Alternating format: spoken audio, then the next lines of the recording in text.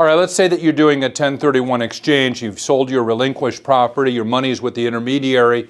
Now you're scrambling like a chicken with your head cut off, trying to identify replacement properties that you can designate on the replacement property identification form.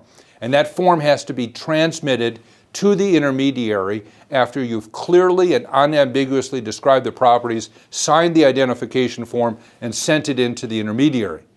Well, what happens on day 46 if your dream property pops up and you didn't identify it during the 45 days? It's not on your list, so guess what? It's not eligible.